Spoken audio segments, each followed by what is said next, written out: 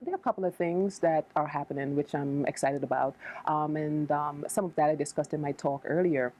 So, every woman does not like the mammogram. Like the day she has to come for it, she's like looking at her boobs like, you're going to get squished. So we have different type of nuclear medicine imaging, such as positron emission mammography, so PEM, and that's another way to look and identify breast cancer. We have the gamma-specific imaging, that's good for women, and then we have some aspects of ultrasound where we can do 3D imaging of the breast to actually help and find disease.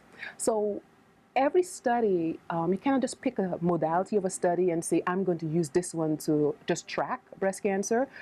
They all have their strengths and their weakness.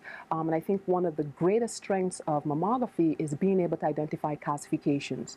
And calcifications is usually associated with the earliest form of breast cancer, which we're able to identify at an earlier time period.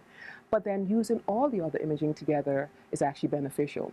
So I think one of the best imaging that's coming out right now that I like is optoacoustic imaging. So it uses a laser, and what this laser does, it has sensitivity to detect oxygenation flow to a tumor and the vascularity to the tumor.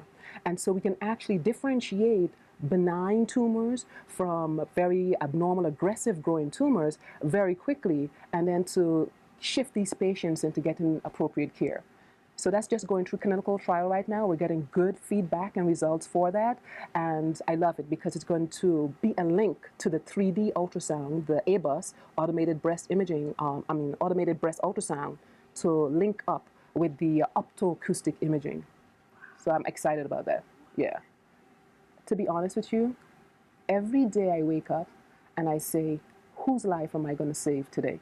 Because it's all about being diligent with your work and knowing that if you identify something very early and not miss it on imaging, that you can actually save this woman's life. And saving is not just that you keep her alive, but you can alter the type of treatment she's going to get. She's going to get something for a cancer that's detected earlier and smaller, as opposed to waiting for something to have extrapolated and become larger and she needs more aggressive treatment. So I'm like a Nancy Jew, Hardy boy. I'm always looking and I'm always excited to look at imaging. Just listening to the patients' stories, to be honest with you, you think, wow, some of the difficulties that they've had to go through, because I get to diagnose the patient and then I talk to her about transitioning. But then she gets transitioned and sometimes you don't even see her anymore.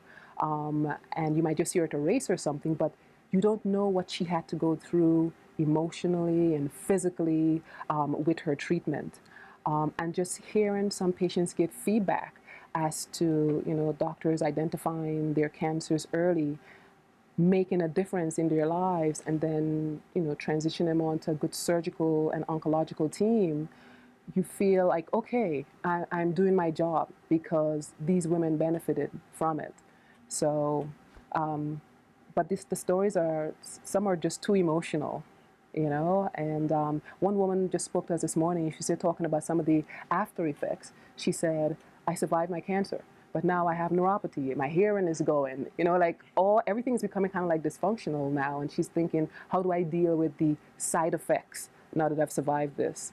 And just being able to listen to what she said, I think that was actually helpful for her. Someone was there to listen. And so I wish I could do this every year because it's knowing that I'm making a difference. I think that's the bottom line. Yeah.